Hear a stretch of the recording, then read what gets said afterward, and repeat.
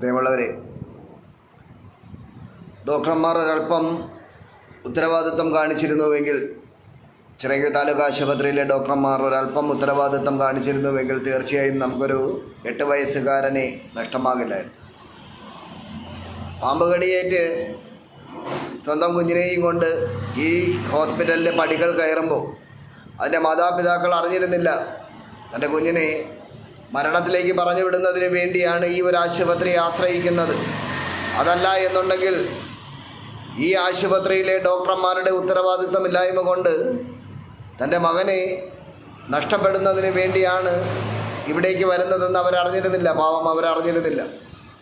ഒരു നാടിനെയും അതിൻ്റെ മാതാപിതാക്കളെയും നഷ്ടപ്പെടുത്തിക്കൊണ്ട് കുറേ ഡോക്ടർമാരുടെ ഉത്തരവാദിത്തമില്ലായ്മ,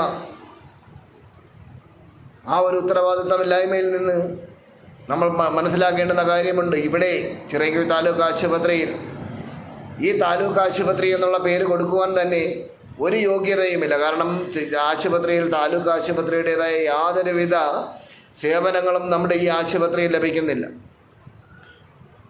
രോഗികളായി വരുന്ന പേഷ്യൻറ്റിനെ അല്ലെങ്കിൽ ആൾക്കാരെ കുറേ സെക്യൂരിറ്റിക്കാരെ വെച്ച് നിയന്ത്രിക്കുക എന്നുള്ളതിനേക്കാൾ അപ്പുറം പ്രധാനപ്പെട്ട ചികിത്സകൾക്കൊന്നും ഒരുവിധ ചികിത്സയും ഇവിടെ നിന്ന് ലഭിക്കുന്നില്ല. 2, 3, 4, 10 നിലകളുള്ള ബിൽഡിങ്ങുകളല്ല നമുക്ക് ആവശ്യം, മറിച്ച് നല്ല ചികിത്സകളാണ്. രാത്രി ഒരാൾക്ക് നെഞ്ചുവേദനയായി ആശുപത്രിയിലെത്തിയാൽ, ഇവിടെ ആശ്രയിച്ചാൽ, ഇവർ ഒരു വെള്ള പേപ്പർ എടുക്കും, ഒരു തുണ്ട് പേപ്പർ എടുത്ത്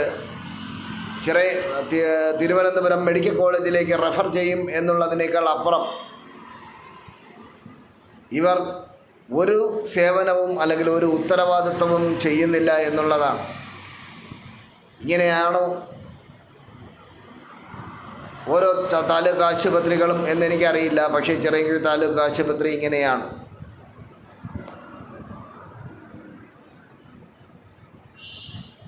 അപ്പോൾ ഇത് മാറണം. ഇത് മാറി താലൂക്ക് ആശുപത്രി അതിൻ്റേതായ ഗുണത്തിലേക്ക് വരണം, അതല്ലെങ്കിൽ അതിൻ്റേതായ ക്വാളിറ്റിയിലേക്ക് വരണം. ക്വാളിറ്റിയിലേക്ക് വരണമെങ്കിൽ ഉത്തരവാദിത്വമുള്ള ഡോക്ടർമാരുണ്ടാകണം, ഉത്തരവാദിത്വമുള്ള സർക്കാരുണ്ടാകണം. നായികയ്ക്ക് 40 വട്ടം ലോകോത്തരം എന്ന് വീമ്പിളക്കുന്നതല്ല, മറിച്ച് നല്ല ചികിത്സകൾ നൽകുന്നതാണ് ഏതൊരു സർക്കാരിൻ്റെയും ഉത്തരവാദിത്വം എന്ന് തിരിച്ചറിയപ്പെടുന്ന ആരോഗ്യമന്ത്രി കേരളത്തിൽ വരണം എന്ന് തന്നെയാണ് ഒരു സാധാരണക്കാരൻ എന്നുള്ള രീതിയിൽ, അല്ലെങ്കിൽ ഒരു ചിറയൻകീഴ്ക്കാരൻ എന്നുള്ള രീതിയിൽ എനിക്ക് ഈ സർക്കാരിനോട് ആവശ്യപ്പെടുവാനുള്ളത്.